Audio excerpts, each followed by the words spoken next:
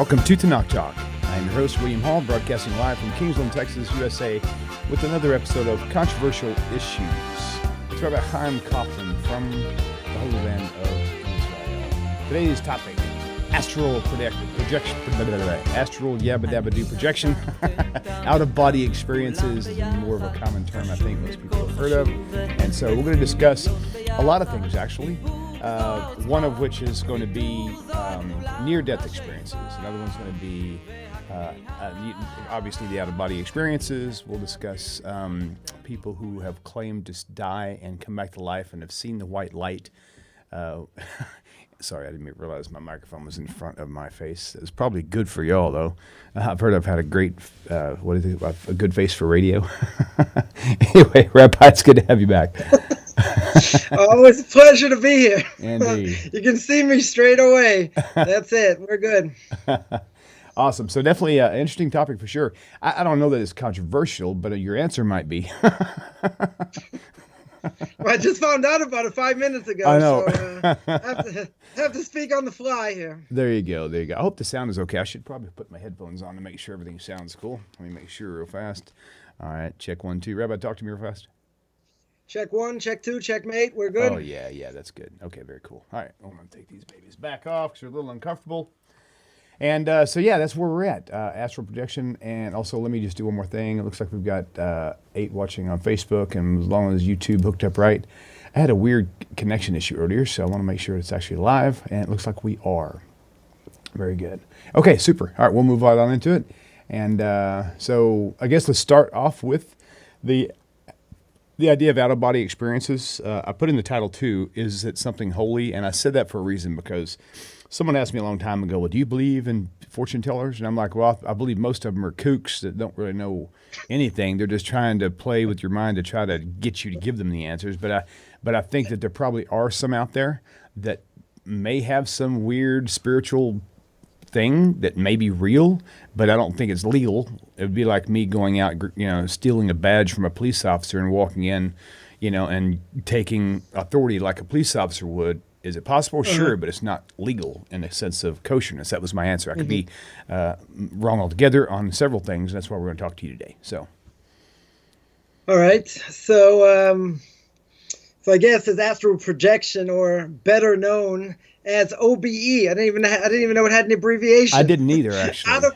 Out of body experience. Wow, it's even got an abbreviation. Wow. Right. So out of body experience, near death. I mean, I guess we'll get to near death. I saw something interesting. Someone claimed that this is in the Bible, right? Even the Bible speaks about it. And again, everything's in context, but.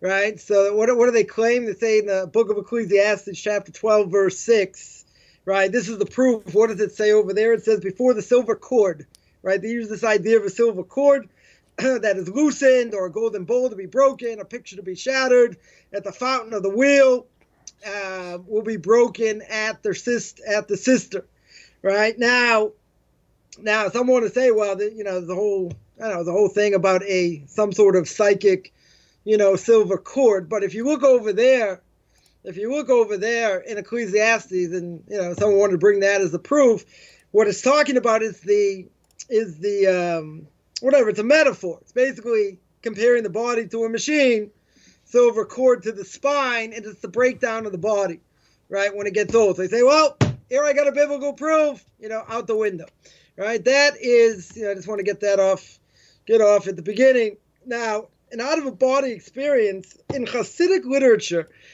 interesting enough, there are stories about the best, right? Who is the best? Anyone know who the now, of course, now one of the great, right, Hasidic scholars, right, known as the best. So there were times where he would travel, and there were stories that the travel went quicker, or he left his body, right, known as the Baal Shem Tov, right? He left his body, right, and and did certain things. Now the question is that necessarily a good thing or not? There's proof in the Talmud. There's also one of the rabbis.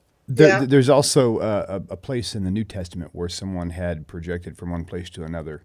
And when I put the title up and I made that image thumbnail for today, I didn't even think about that aspect of this. So astral projection, or what? Not projection, but where you would like disappear and reappear somewhere else, time travel, if you want to call it that. I think we discussed that once before. Right.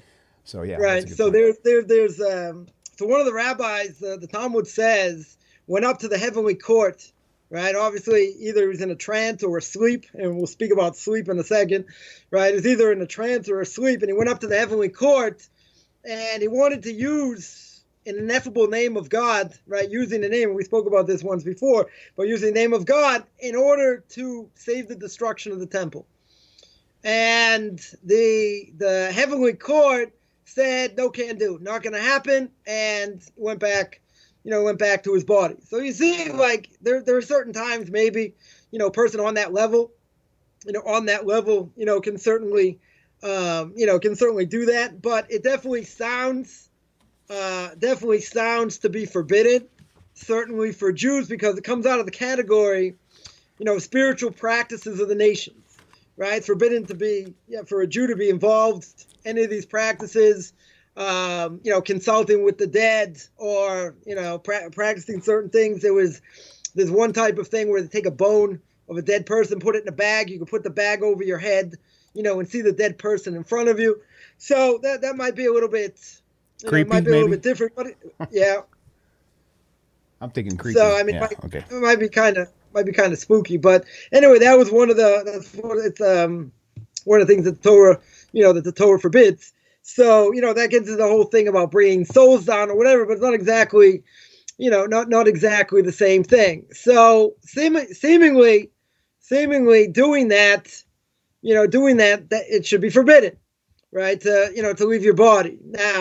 Now we know that every day or every night, depends, when a person sleeps, brought down, that his soul travels around the world.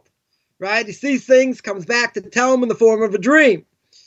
Now, if a person happens to him by himself, he's not projecting it, he's not, not smoking anything to do it, or whatever the case is, he's bringing it on him, he's doing it naturally. Right? Now, dreams, we mentioned before, and I'm not going to interpret dreams because, someone said, oh, look, he's interpreting dreams. Right? But the Talmud says 99% of all dreams mean nothing. Right, they're just like images of what going on during our day, during the weeks, whatever. Right. Projected in our minds, etc. But it is brought down that this can happen. Right, in other words, that the soul is infinite, so the soul is not limited by time. Right, so in theory, I mean, in practice, we just don't necessarily feel it. I mean, sometimes we might, but in general, we're not going to, because we're pretty much asleep, and all kinds of other things are going through our minds. But the soul can go from one end to the other, right? One end of the universe to the other. It can see things, and it could come back, right? If it doesn't come back to the body, you don't wake up, right? You die. That's why a Jew every morning says, Modani lifanecha, you thank God for giving back your soul, because it doesn't give you back your soul. That's it, right? You're certainly going to die. So in this case, it's brought down that the soul travels around the world, see things, and comes back to tell them in the form of a dream. Now again, most dreams, if not all dreams, mean nothing, right? So it could be that you see these certain things or whatever, and it's not gonna resonate. It's not gonna, it's not gonna do anything. There is a Talmud that says that, a certain paranormal behavior might be good for, informational purposes, but there are other types, that are used, like speaking to the dead, finding out the future, that type of thing, right? We spoke about Ouija boards and that, and all that, that's going to be forbidden, right? That the Torah says clear that, you're not allowed, you're certainly not allowed to do it. So in this category, doing it on your own would seem to be going like, doing things like the nations do, and that would be a forbidden thing in the spiritual realm. Talking to the dead, might be compared to that. Bringing souls down might be a similar thing. etc. But we're not really that interested, or we shouldn't be, interested in that sense, and that our souls should go, to other places to see, to see other things, see the future, see the past, and whatever. But I would think in general that would be a waste of time anyway, because even if you're going to do that, it's not going to resonate. How much of that are you going to remember? Because at the end of the day, when the soul goes in the body, then we can actually segue to out of body experiences. When the soul goes into the body, the soul's given a mission. God gives it a mission. Right now, we don't fathom what the mission is. It could be, as a great rabbi I learned under very much steeped in Kabbalah, once told me, he said, if you want to figure out what your mission is, what you're supposed to be doing in this world, think about the thing that you would rather, split your, take glass and, and drop blood on your vein, cut your wrists, or slit your wrists or eyeballs or whatever, then rather do this thing, like apologizing to someone, whatever it is, something that's like the most difficult thing in the world for you to do, that you would like never do in a million years. Right? That could be what you're doing here in this world. Is that a guarantee? It's not a guarantee, but every soul has a mission, right? God sends that soul into a body, right? He picks that body, so you have no choice, who the parents are, who your siblings are, what your socioeconomic situation's going to be. You're thrown in this body, and God has to sort of cajole you as it's brought down, in order to go into the body, because that soul is basking in God's glory.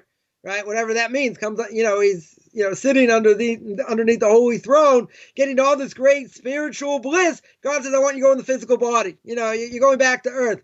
I ain't doing it." God says, "No, I think you're gonna go." I ain't going. Bam. Right. That's what the mission of Perkei Avos, Ethics of Our Father, says. We're born against our will. We'll die against our will. Right. The only question is where the soul goes. Right, and which body. Is it going to go? So, it's been in multiple bodies by now, and this is probably the last chance it's going to have, in this world to try and reach its perfection, right? It came back, it didn't end up staying in the spiritual world, right? For whatever reason it came back. So, so in that sense, it's got a mission, but, that we don't know we don't really know what it is. Right, and we don't know what our potential is. So it's almost like grasping at straws in a certain way. But people know their strengths, right? People know what they're good at, what they can help others with, and in different things. So a person wants to at least utilize their talents, whatever that may be, right, in this world, and try and maximize it. So the idea of so I guess we'll get to. Out-of-body experiences, which I think is a wild thing. That if you understand how the soul works, you understand a few other things. When you hear about somebody who this happened to, they flatlined for however long and came back to their body. Right, we'll see if it's some of them are legit or not legit or whatever. Right, but when somebody does that. And what they describe is exactly what the Zohar says, exactly what Kabbalah says. It's a mind-boggling thing, right? Because you don't see it anywhere in the Torah, right? Torah is very ambiguous over here. The prophets also, and even if it would be mentioned about let's say the soul coming back and reincarnation, it's only hinted. It's not, it's not something that is, it's not something that's direct. So. So a person has to realize that what we're doing in this world, in short, as the Ramchal says in Derech Hashem, in the way of God, he paints the picture very clear, right? We're put in this world in order to reach perfection, right? That perfection that we're trying to reach is according to what God wants, whether you're a Jew or a non-Jew, right? A non-Jew have a portion of the world to come, as long as they keep what they're supposed to keep. So. If they don't, there'll be payback. A person can suffer in this world. A person can even come back. The soul can come back for any number of reasons. But the point is that there's always a struggle between body and soul, and everything is being recorded. Right now, the Zohar came, thousands of years ago, more than 2,000 years ago, that it was written down. It was given over by Shimon Bar Yochai on the day of his death. right? And students recorded everything, etc. What we have today. So what he describes, is that everything that we do, right, for better or for worse, we have two angels, right? We have two angels watching us, and they are recording everything. Now, before Sony, before any of these things, you might say, okay, very nice. You have to have a little bit of leap of faith, right? You say, okay, the Zohar says it. But you don't see angels, following us around, recording everything. Okay, this is what the Zohar tells us. Good. So what happens? So the angels record everything. And then when a person dies, person gets upstairs, and what's going to happen is that they're going to bring everything he did. They're going to show the heavenly court everything he did. Good, bad, just when you thought it was safe to read National Geographic in the bathroom, that's also recorded, right? That's also going to be there. So in the end, the bottom line is going to be you can't deny anything because everything's recorded. Now, again, before Sony, we might have said very nice, it sounds good, but now we have something that we can actually make it real. Now, based on that, right? So what happens? So what happens when someone dies? Right? When someone dies, as the Zohar says, the soul goes out of the body. Right? The body is a mixture of body and soul. The body can't function without the soul. The soul can't function without a body. You can't have a soul a pure soul, right, in this world without being in something. Right? It's got to be encased in order for it to function, or to do whatever it needs to do.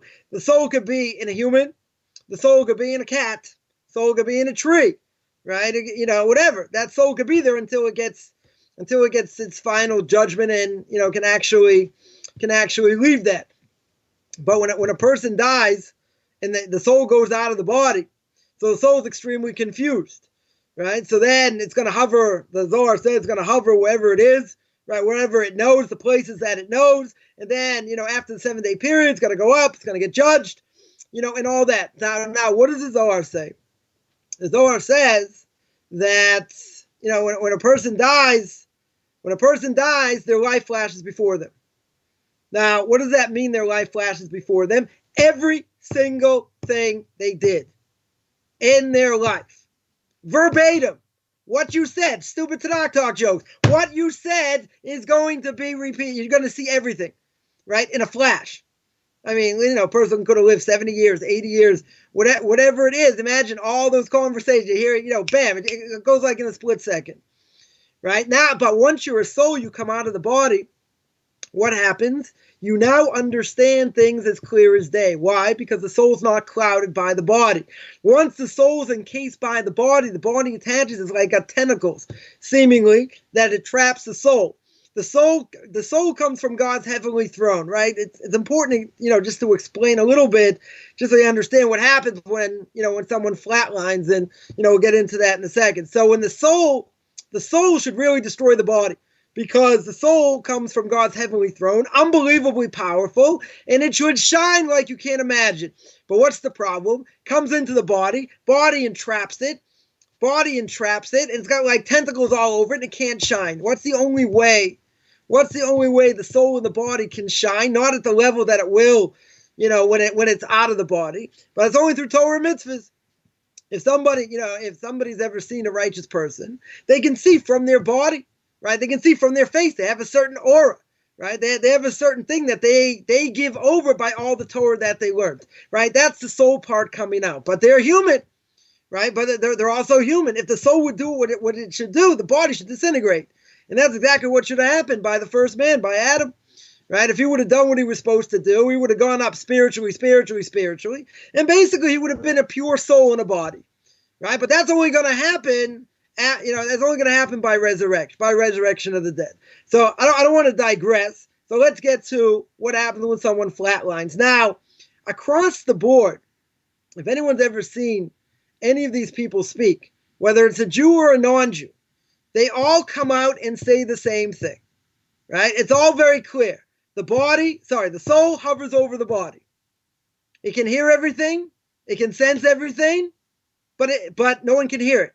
right? It's in another, I don't know, sounds like the Matrix. It's in another dimension, right? It's totally in another dimension.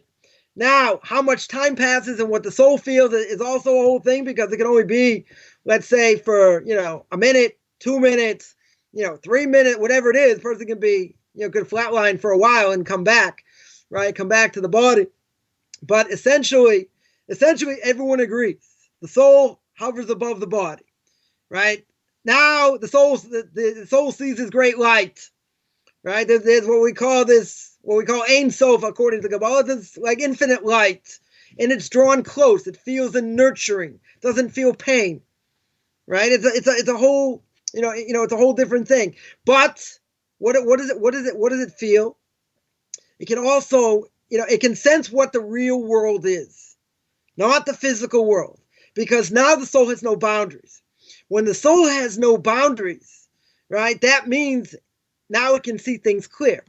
It's not sullied by the body. Because what does the body try and do? The body's physical. Body comes from the physical world. So the fact that it comes from the physical world, what does it do? It tries to debase the soul. It tries to bring down the soul. That's the good inclination or the evil inclination versus the good inclination. Because since the body is in this world, it wants to go after the physical. And the soul's like, no, I want spiritual. I want more spiritual. But the more the body, your person goes after the physical, the spiritual gets weaker. But the more a person goes after the spiritual, the body weakens. So this happens throughout a person's life, forever, right? Well, I shouldn't say forever, until the person dies, right? But it shouldn't have been like that, because if Adam and Eve had not eaten from the tree, there would have been death, right? So then there has to be a separation, right? The soul has to separate. But what's amazing, and a friend of mine's his father-in-law passed away last year, and his son, his brother-in-law, was telling the story that before his father died, he was like in and out of consciousness, and while he was watching him, taking care of him, all of a sudden he heard his eyes opened, and he said, Harold. I don't remember what his brother-in-law's name was, right? But the person who died says, "Oh, Harold, how are you?" And he's waving to somebody. He's like, "Well, who's that?" Well, Harold was his wife's brother, that passed away many years ago. And he's like, "Oh, Harold, how you doing?" You look around, there's nobody there, right? So this is what can happen right before a person dies. I know another story of a mentor of mine, rabbi of mine, who, when his mother was about to die, her aunt came to her, and she started screaming out her name. "Get out of here! Go away! I don't want you here now," because she understood. This is exactly what happens. Their soul goes up, and they not only see things, but they certainly sense things that they would never sense, by being in the body. It could be good and it could be bad, right? There was somebody, I saw a video a while ago, a secular Israeli kid, right? It must have been 17, 18, right? He himself had this out-of-body experience, and whenever he spoke about it, they asked him all kinds of questions, and he said, "There's certain things I saw there, that I'm just absolutely terrified of." Right? He says he's not going to speak about that. He heard souls screaming out, but he said when he was there for that short amount of time, he saw family members that passed away. Exactly what other people have corroborated. I mean, this was a secular Jew. I mean, he had no interest. They're going to say, "Well, how do I know?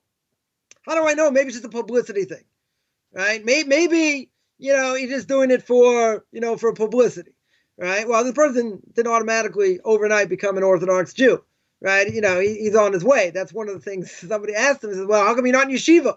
How come you're not learning?" So the rabbi was with him. It's like, you got to take it step by step. Someone has that type of traumatic, experience. And what they say, Rome wasn't built in a day, right? But he said the exact same thing. You feel the warmth. You see your life flash before your eyes. Everything that you did, and that's embarrassing. Right? Because obviously if we did things wrong, even if in this world, who cares? We're going to see it. It's no big deal. Whatever. There's no hiding, right? You're a pure soul. Again, this is a secular kid. This is not an Orthodox Jew speaking, right? Telling the story. Saw family members that passed away. He felt this warmth, but at the same time, he felt a tremendous amount of embarrassment, right? So the commentaries tell us one part of getting your soul fixed up in the next world of what we call hell. Certainly not the way the Greeks looked at it. Certainly not the way the Christians look at it. It's a purging process, right? Of purging our souls of terrible things that we did, in order to get its true reward, in the next world. But that being said, what he went through, and what he saw, it's the ultimate in embarrassment, because there's nothing there to tell you, that